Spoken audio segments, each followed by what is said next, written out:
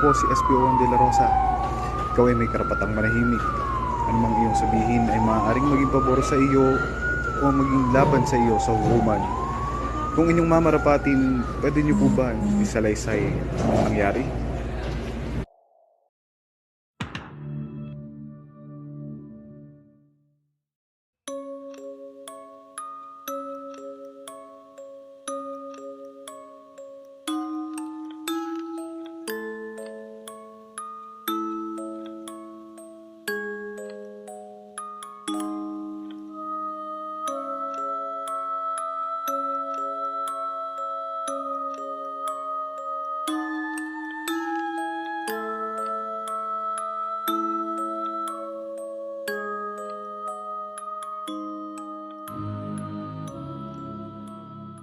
Hi, Ma.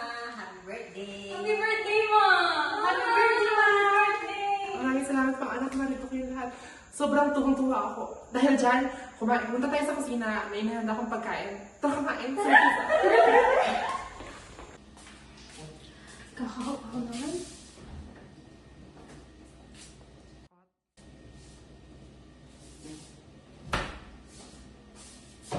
Ay, teka. Magkano ka kaya?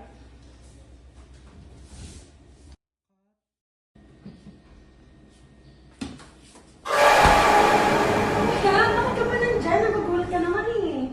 Ay, pasensya na po ma'am. Magkakabit po kasi ako ng tubo sa lababo. May kailangan po ba kayo? Ay, wala yun, kuya, kung wala akong nang magasakit. Sa susunod, huwag ka manggugulat, ha? Sige po ma'am, pasensya na po. Hindi na po maulit. Sige.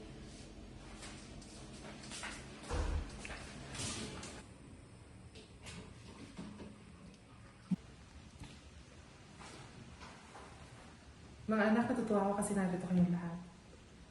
Pero bago tayo magsimulang kumain, gusto ko magdasal muna tayo. Sa kanilang Ama, ng Anak ng Espiritu Santo. Amen. Ama, nagpapasalamat po kami sapagkat pinayaan niyo kami magkaroon ng salo-salo ngayong araw.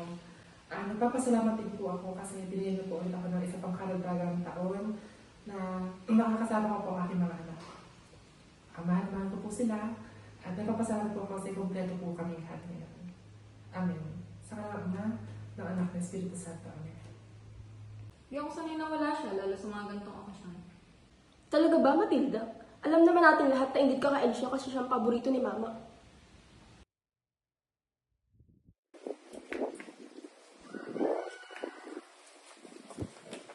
Alicia! Nak? Bakit po, Ma? Ano po yun? Ano? Pwede ko na, ano? Ano? Pinigado ko sa'yo. Ano po yan? Oo. Wow, ang ganda naman nito, Ma. Nagustuhan mo ba? Opo. Thank you po.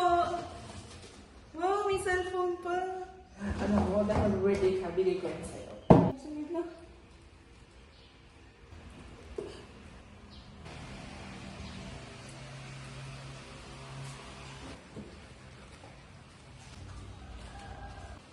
Ay, ate, bakit po? Binibigay sa'yo, Mama, ha? Regalo mo daw to sa akin. Ay, tigilan mo ako. Sip-sip ka lang naman kay Mama tsaka sa teacher mo. Ako na nga yan. Ako na nga sabi. Ako na nag-feeling kay Mama. Ate, yung phone ko. Buti nga sa'yo. Teka, bakit lagi na lang ako yung lumalabas na masama? Kailan niyo ba kung sinong huling kaaway ni Alicia? Ayan, si Amanda.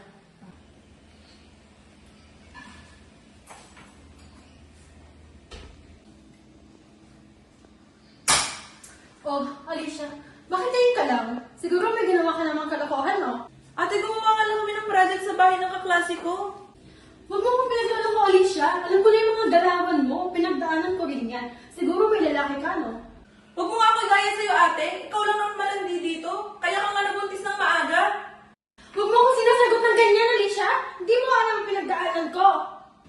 Hindi ka ka-respeto.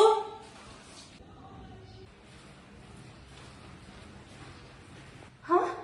Oo, inaamin ko. Nagkasagutan kami ni Alicia, pero kapakanan niya lang naman ang iniisip ko. Kung magtuturuan lang din naman tayo dito, Gretchen, bakit hindi mo ipaliwanag yung nakita ko?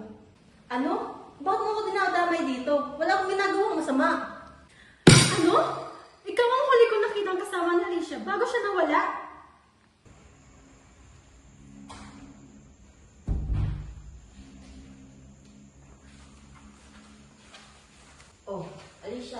Gabi na, huwag ka na muna sa bahay. Ate, may kikitain lang ako sa labas saglit. Siya na naman ba? Naku, sinasabi ko sa'yo, Alicia ha. Masama ang katulad ko sa lalaking yan. Ate, magtiwala ka naman sa akin. O sige, bahala ka na, malaki ka na. Basta, tumawag ka sa akin pagka nakauwi ka na ha. Sige ate, huwag ka lang din banggitin kila mama.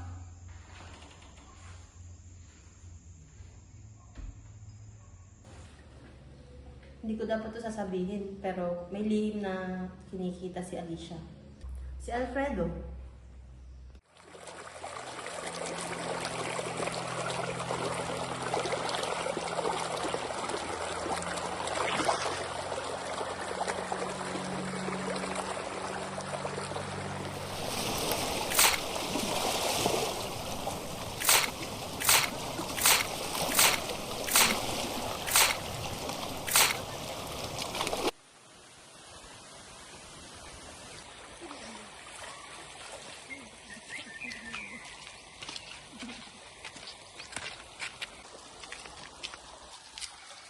Kailan ba ulit tayo pwede magkita? Sa makalawa, baka alis ulit si mama.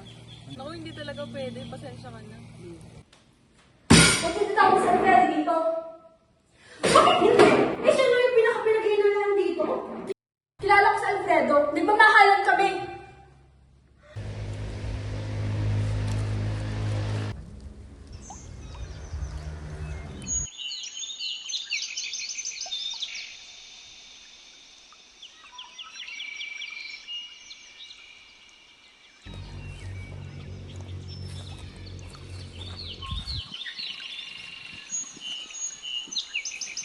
Miss, kailangan mo ba ng tulong?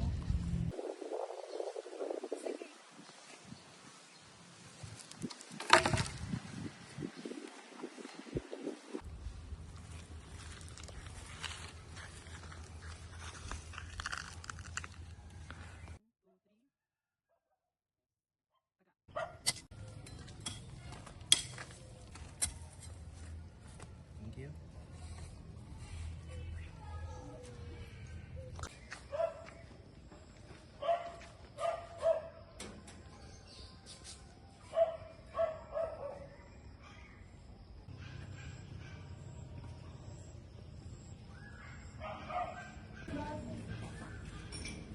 Kathleen, saan ito?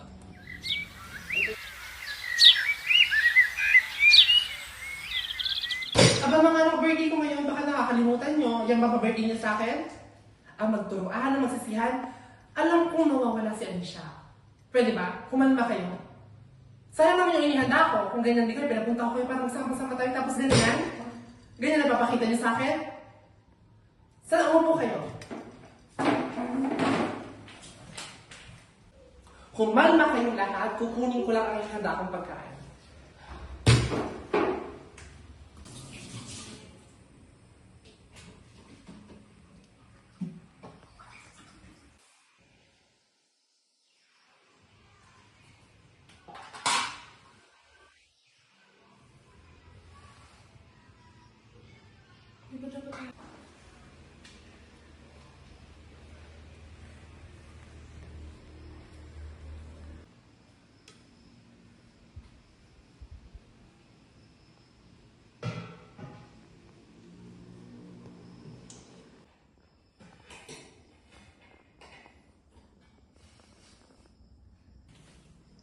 Ang sarap naman ito. Maabang naman yan. Ma, ano itong niluto mo? Ang sarap naman.